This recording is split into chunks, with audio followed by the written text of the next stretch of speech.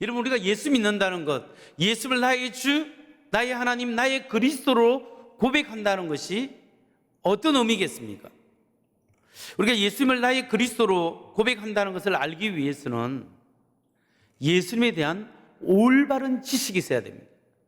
예수님에 대해서 올바르게 알아야 올바른 신앙 고백으로 올바르게 신앙생활을 할 수 있는 겁니다. 오늘 본문에 보면 베드로와 예수님의 제자들은 예수님에 대해서 올바른 지식이 없었기 때문에 예수님께 책망을 받게 되는 겁니다. 예수님과 그들은 오랫동안 시간을 보냈고 예수님이 하는 말씀을 들었고 예수님의 기적을 눈으로 직접 보았습니다. 그럼에도 불구하고 예수님에 대한 올바른 지식이 없었던 겁니다. 예수님께서는 예수님에 대한 참된 지식, 참된 모습을 알려주기 위해서 제자들 데리고 이스라엘 북쪽 저 위쪽으로 가서 가이사랴 빌립보라는 그 이방 지역까지 올라갔습니다. 거기에서 예수님께서 제자들에게 묻습니다. 그 지역 가이사랴 빌립보에는 이방신들이 아주 많은 그런 지역이에요. 그 수많은 신들이 있는 그 지역에서 아마도 그 신상들 앞에서 예수님께서 제자들에게 질문했습니다. 너희는 나를 누구라고 생각하느냐? 그렇게 묻기 전에 사람들이 나를 누구라고 생각하느냐? 이렇게 질문을 먼저 했습니다. 그러니까 제자들이 말하기를 예수님, 어떤 사람들은 예수님을 세례 요한이 살아왔다, 세례 요한이라고 합니다. 또 다른 사람들은 구약에 나온 엘리야 선지자라고 합니다. 또 다른 부류의 사람들은 예수님을 선지자 중에 한 사람이라고 그렇게 이야기합니다. 이렇게 이야기했습니다. 그러니까 예수님이 그 제자들의 눈을 바로 보면서 질문을 하는 거예요. 그렇다면 너희는 나를 누구라고 생각하느냐?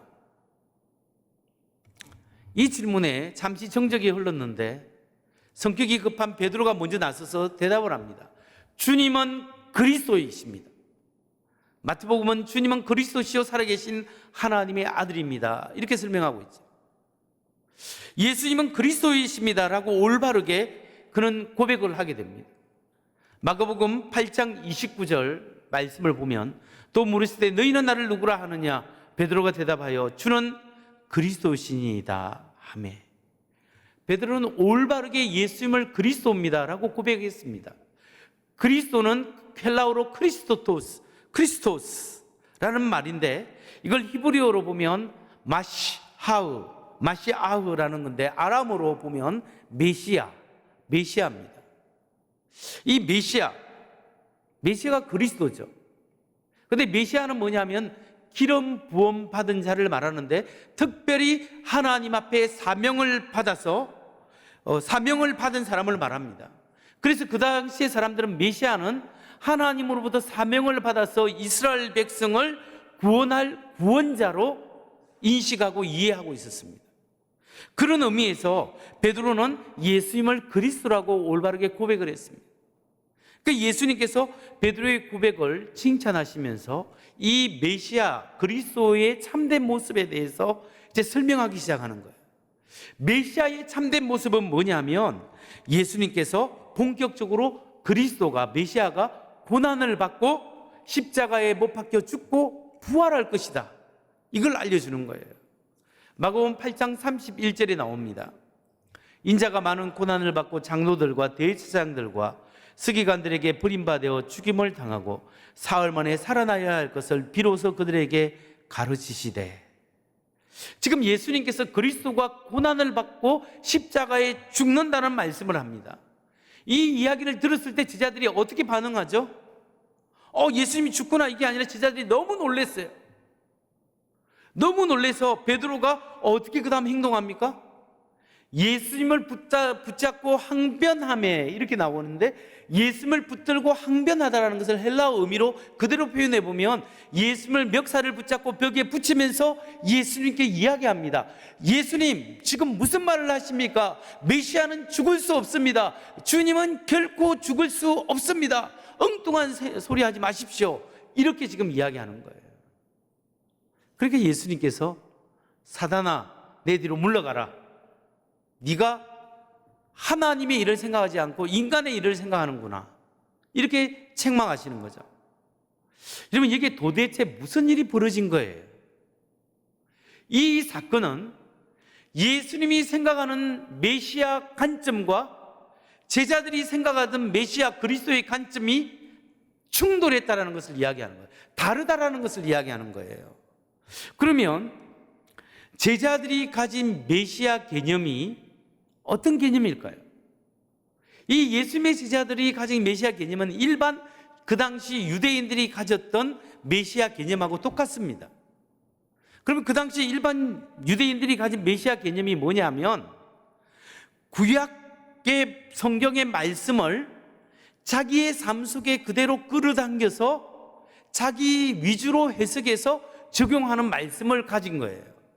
그게 뭐냐면, 메시아는 하나님이 보내시는 특별한 분이신데, 그 메시아는 하나님의 권능으로 이스라엘을 정치적으로 해방하여 이 압제하는 로마나 다른 나라를 무찌르내고 이스라엘 다윗의 왕조로 이끌어가는 혁명을 일으키는 대단한 그런 분으로, 정치적 혁명가로 생각하는 것이 그 당시 사람들의 메시아 관점이었어요.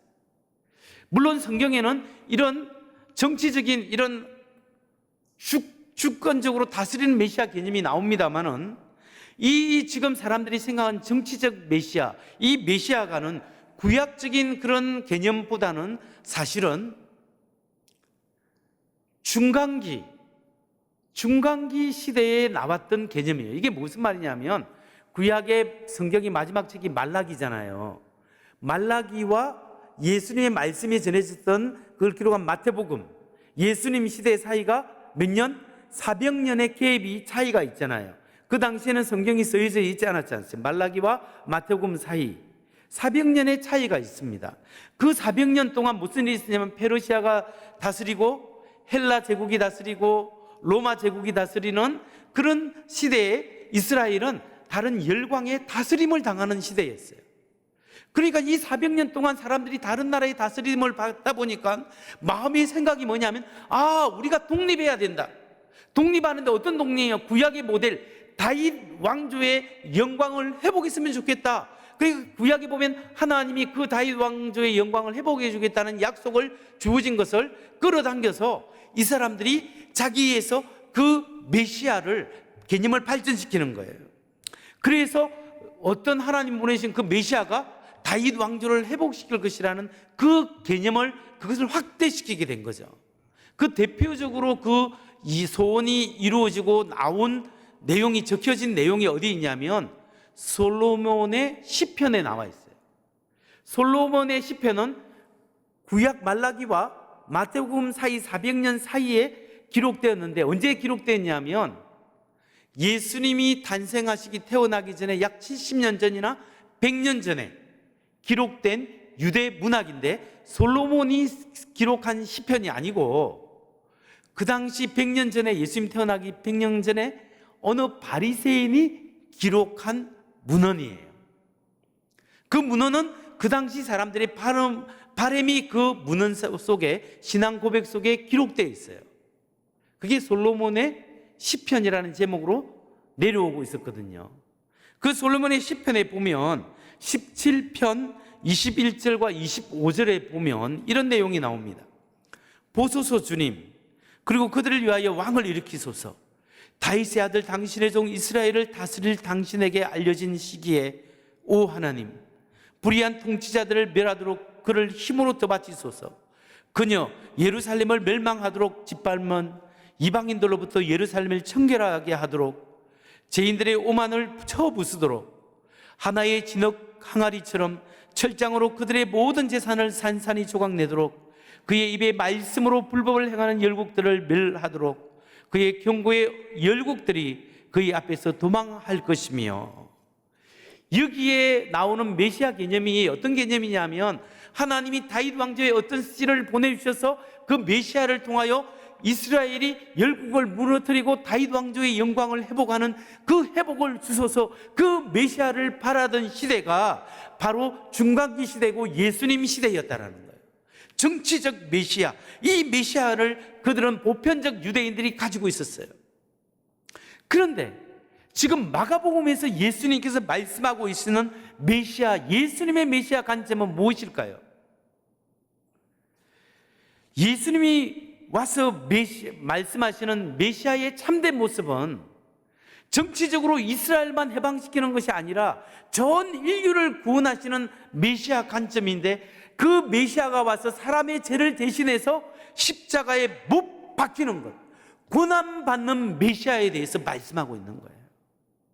이스라엘을 구원하는 메시아는 절대 죽지 말아야 하는 그런 메시아가 아니라 인간의 죄를 대표해서 고난받는 종으로 오셔서 십자가에 죽고 다시 부활하는 그 메시아를 이야기하는 거예요. 그 메시아를 이야기하니까, 죽는다고 말하는 고난받는 메시아를 이야기하니까 제자들이 충격을 받는 거예요. 메시아는 죽지 말아야 되는데 예수님 죽는 소리를 하는 거예요. 그러니까 베드로가 지금 예수님 무슨 소리 합니까? 예수님 메시아는 절대 죽을 수 없습니다, 이렇게 항변하는 거죠.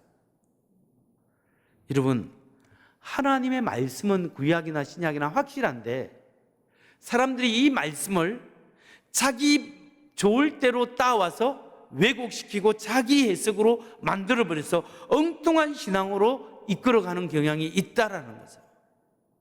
진짜 구약에 메시아 관련된 부분이 여러 곳에 나오는데, 그 중에 대표적인 구약의 메시아 예언이 어디 나오냐면 이사야서 53장 4절에서 6절에 나오고 있어요. 한번 볼까요? 그는 실로 우리의 질고를 지고 우리의 슬픔을 당하였거늘 우리는 생각하기를 그는 징벌을 받아서 하나님에게 맞으며 고난을 당한다 하였노라. 그가 찔림은 우리의 허물을 인하며 그가 상함은 우리의 죄악을 인함이라. 우리는 다 양 같아서 그릇 행하여 각기 제 길로 갔거늘 여호와께서는 우리 무리의 죄악을 그에게 담당시키셨도다. 여기 보면 메시아가 어떤 메시아예요? 나 같은 죄인의 죄를 대신 지시고, 마치 구약의 어린 양을 잡아 그 나의 죄를 증거하고 어린 양을 잡아서 하나님 앞에 들여서 나의 죄를 사함을 받듯이, 예수 메시아가 오셔서 우리 죄를 대신해서 십자가에 죽으시고 고난당하시는 그 고난받는 메시아에 대해서 예언하고 있는 거예요. 이게 예수님 태어나기 전에 600년 전에 이사야를 통하여 예언된 예언의 말씀이에요. 그런데 이 말씀을 사람들이 자기 상황 속에서 안 좋으니까 왜곡시켜서 자기 편리할 대로 해석해 보냅니다. 메시아가 오면 우리의 정치적으로 해결해 줄 것이다, 지금 그 생각을 가지고 있는 것이 아니라, 예수님의 메시아는, 하나님이 보여준 참된 메시아는 이스라엘만 살리는 것이 아니라 전 인류를 구원하실 하나님의 계획을 가지고 오신 메시아예요. 그러니까 예수님께서 이 잘못된 개념을 가지고 있는 베드로의 생각에 대해서 꾸중하시고, 네가 사단, 나 내 뒤로 물러가라, 네가 하나님의 일을 생각하지 않고 사람의 일을 생각하는구나, 책망하신 거예요. 여러분, 오늘도 우리가 예수 믿으면서 마치 우리도 이스라엘 백성들처럼, 유대인들처럼, 예수님의 제자들처럼 하나님의 복음의 참된 지식을 잘못 이해하고 내 편리할 대로 해석해서 그 복음을 잘못 이해하는 경향이 있을 수 있습니다. 예를 들면 예수님이 정말 하나님이시고 하나님의 아들이 사랑이 있어서 인간의 몸으로 찾아오셨는데, 그분을 마치 한 사람의 인간이요 지혜자로 생각하면 지성인인 것처럼 그렇게 잘못 이해하는 사람들이 있습니다. 하나님 나라의 진정한 복음을 긍정적인 사고로 바꿔버리는 사람이 있습니다. 물론 하나님의 복음은 긍정적인 요소가 포함되어 있지만 긍정적인 사고가 복음은 아니지 않습니까? 예수 믿으면 영육 간의 축복을 받지만 예수 믿는다고 무조건 물질적 축복만 받는 것이 복음은 아닙니다. 그리고 예수 믿고 내 죄를 고백하고 하나님 앞에 돌이켜서 죄인이 하나님에게서 하나님과의 관계가 회복되어 주님이 내 안에, 내가 주님 안에 살아가는 관계가 회복되는 것이 구원이요 복음인데, 마치 예수 믿는 복음이 죽어서 천국 가는, 천당 가는 것이 궁극적인 목표인 것처럼 그렇게만 하면 우리는 복음을 잘못 알고 있는 거예요. 예수님이 내 안에, 내가 주님 안에 관계가 회복되면 살아도 주님이 내 안에 계시기 때문에 천국이요, 죽어도 하나님의 통치 가운데 있기 때문에 천국인 겁니다.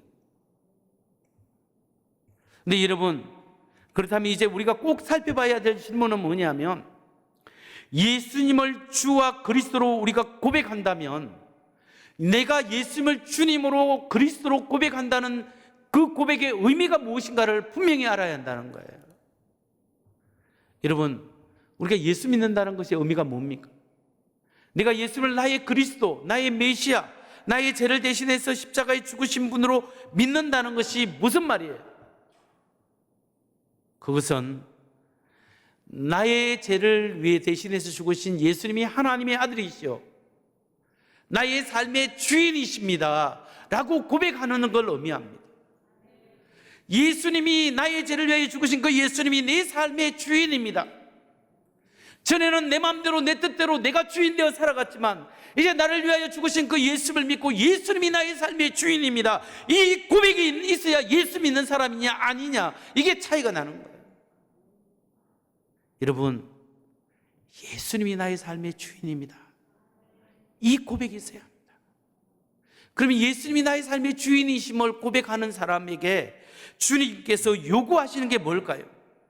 예수님의 생명을 받은 사람에게 요구하시는 예수 믿는 삶은 과연 무엇이겠습니까?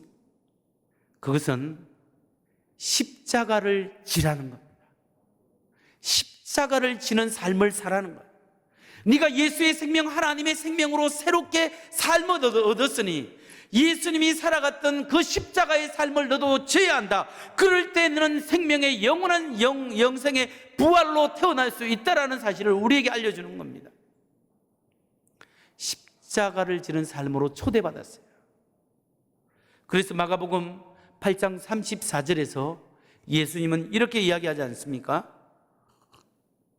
마가복음 8장 34절, 무리와 제자들을 불러 이르시되 누구든지 나를 따라오려거든 자기를 부인하고 자기 십자가를 지고 나를 따를 것이니라. 누구든지 나를 따라오려거든, 모든 그리스도인들에게 네가 나의 제자가 되려고 하거든, 네가 예수 믿는다면 내가 자기를 부인하고 자기 십자가를 지고 나를 쫓아라. 여기서 예수님께서는 세 가지 방식으로 예수님을 따르라고 우리에게 이야기합니다. 마가복음 8장 34절 다시 한번 보면 무리와 제자들에게 불러 이르시되 누구든지 나를 따라오려거든 제자 되려고 하면 자기를 부인하고 자기 십자가를 지고 나를 따를 것이니라. 예수님을 따르는 세 가지 방법이 뭐죠? 먼저 첫 번째, 자기를 부인하고. 자기를 부인한다는 말이 무슨 말입니까? 내 뜻, 내 생각, 내 꿈을 내려놓고, 이런 말이에요. 우리가 예수님의 생명을 받았으면 내 생각, 내 뜻, 내 꿈, 내 야망을 하나님 앞에 내려놓는 거예요. 이게 자기를 부인하는 거예요. 그 다음에 두 번째는 뭐예요? 자기 십자가를 지고. 십자가를 진다는 말이 무슨 말이에요? 하나님의 뜻을 붙잡는다는 거예요. 자기를 부인한다는 것은 내 뜻, 내 꿈을, 내 야망을 내려놓는다는 것이고, 자기 십자가를 진다는 것은 하나님의 뜻을 부여잡는다는 거예요. 마치 예수님께서 겟세마네 동산에서 땀방울이 핏방울 되도록 기도하면서 아버지가 할 수만 있거든 이 잔을 내게서 옮겨주옵소서, 그러나 나의 원대로 하지 마옵시고, 나의 원대를 내려놓는 게 자기 부인이에요. 나의 원대로 하지 마옵시고 아버지의 뜻대로 하옵소서. 예수님은 아버지의 뜻을 붙잡았어요. 결국 붙잡는 게 뭐예요? 십자가에 우리 죄를 위하여 못 박혀 죽는 것이었어요. 하나님의 십자가를 진다는 것은 하나님의 뜻을 부여잡는다는 것이에요.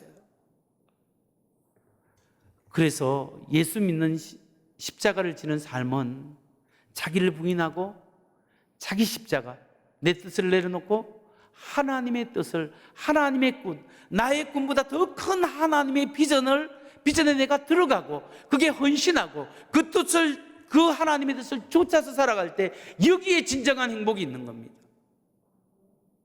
내 꿈, 내 뜻을 쫓아갈 때는 여기 그걸 이루어도 허망할 때가 있어요. 왜냐? 더 큰 것이 보이기 때문에. 세 번째, 예수님의 십자가를 지는 방법은 자기를 부인하고 자기 십자가를 지고 날마다 예수를 따르는 겁니다. 내 꿈을 내려놓고 하나님의 꿈, 하나님 비전에 헌신하면서 매일매일 순간순간 주님이 나의 주인이십니다. 누가 주인이냐? 주님이 나의 주인이십니다. 주님이 나의 대장이십니다. 이렇게 하면서 주님을 따라가는 삶을 살아가는 것이 구원받은 사람이 살아가는 삶의 방향이라는 겁니다. 마가복음 8장 35절에서 38절 말씀 보면 누구든지 자기 목숨을 구원하고자 하면 잃을 것이요 누구든지 나와 복음을 위하여 자기 목숨을 잃으면 구원하리라. 사람이 만일 온 천하를 얻고도 자기 목숨을 잃으면 무엇이 유익하리요? 사람이 무엇을 주고 자기 목숨과 바꾸겠느냐? 누구든지 엄난하고 죄 많은 세대에서 나와 내 말을 부끄러워하지 하면 인자도 아버지의 영광으로 거룩한 천사들과 함께 올 때 그 사람을 부끄러워하리라. 여러분, 예수님과 복음을 위하여 죽고자 하는 사람은 사는 거예요. 우리가 예수를 주님으로 고백할 때, 예수님이 주인입니다 고백하며 살아갈 때 십자가에 지는 삶을 사는데, 십자가를 지는 것으로 끝나는 것이 아니라 우리가 십자가를 지면 예수님의 부활에 동참하게 되는 거예요. 우리는 죽음으로써 사는 것, 예수와 함께 죽고 예수와 함께 사는 사람들입니다. 우리가 예수와 함께 죽고 예수와 함께 사는 사람이라면 그 예수님과 함께 십자가를 지는 삶이 지금 현재 우리의 삶 속에서 어떤 삶으로 드러나야 할까요? 우리가 예수 믿는 삶을 살아가는데 경계해야 될 두 가지 자세가 있어요. 하나는 우리의 영적 게으름과 나태함이에요. 코로나19로 인해서 우리가 온라인으로 지금 예배드리고 있는데 이렇게 한 번, 두 번 하다 보니까 우리가 영적 각성이 사라지고 그냥 나태하게 됩니다. 아무렇게나 예배드리기도 하고 또 뭐 교회 안 나가도 이게 습관화되고 그러다 보니까 십자가를 지는 삶은 이 하나님을 믿는 삶에서 십자가를 지기는 그냥 나태하고 게을러서 내 편한 대로 신앙생활을 하게 되는, 이것이 우리의 길들여지면 이것이 큰일이라는 거예요. 여러분, 나의 영적 게으름과 나태함을 경계하고 나의 몸을 쳐서 주님께 복종시키는 연습을 해야 합니다. 우리가 십자가를 지는 삶을 방해하는 요소 중에 하나는 영적 게으름과 나태함인데, 또 다른 하나는 뭐냐면 오늘날 이 시대에 탐욕이 문제입니다. 우리가 가졌는데 더 가졌고 이루었는데 더 이루고 싶은 무한한 내 안에 들끓는 이 욕심을 그리스도의 은혜로 채워야 하는 거예요. 여러분, 저걸 가졌는데 다른 사람이 더 큰 걸 가졌어요. 이만큼 이뤘는데 더 큰 이룬 것이 보입니다. 나의 생각 속에서는 나의 욕심은 끝도 한도 없는 거예요. 그런데 하나님의 은혜 가운데 하나님이여 하나님의 은혜로 이만큼 이루고 이만큼 살고 이렇게 내가 숨쉬고 하나님 은혜 가운데 살아갈 수 있는 것이, 이것이 하나님의 은혜입니다. 내가 내 욕심을 제하고 하나님의 나라를 위하여 나의 욕심이 아니라 이것을 내려놓고 하나님의 뜻을 붙잡고 나아가는 사람 되게 하여 주옵소서. 이렇게 하나님의 뜻 가운데 우리가 나아갈 때 내 욕심이 사라지고 하나님의 뜻 가운데 살아가게 될 줄 믿으시기 바랍니다. 성도 여러분, 지금 지구상 방방곡곡에서는 예수님을 주로 올바르게 고백하고 그 예수 고백하는 믿음 때문에 선교 사역을 감당하는 수많은 사람이 있고, 단지 예수 믿는 것 때문에 목숨까지 걸어야 되는 수많은 사람들이 있습니다. 오늘 우리가 코로나19 때문에 경제적으로 어렵고 환경적으로 어렵고 여러 가지 여건 가운데 예배를 드릴 수 없고 어려움도 많지만, 우리가 경험하는 이 어려움은 지금도 수많은 사람들이 경험하는 그 엄청난 무거운 십자가를 지는 것에 비해서 정말 어쩌면 가벼울 수가 있어요. 그렇기 때문에 올 한 해 살아가면서 하나님 앞에 십자가고 가시밭길인데 왜 아프고 왜 힘들지 않겠습니까? 그럼에도 불구하고 주님, 나의 가벼운 십자가에 대해서 감사합니다. 주님, 지금까지 십자가를 지면서 내가 끙끙거리고 걸어갔는데 내가 지고 가는 십자가인 줄 알았는데 사실은 주님이 지고 가고 나는 뒤만 따라갔습니다. 주님 감사합니다. 주님, 나를 불쌍히 여기시고 오늘 주님이 내 안에 주인 되셔서 오늘 나를 이끌어 가시고 붙들어 주셔서 이 십자가를 지고 주님과 함께 살아갈 때 주님 다시 오실 그날에 칭찬받는 하나님의 사람이 되게 하여 주옵소서. 이 믿음으로 승리하는 우리 모두가 되기를 주의 이름으로 축원합니다.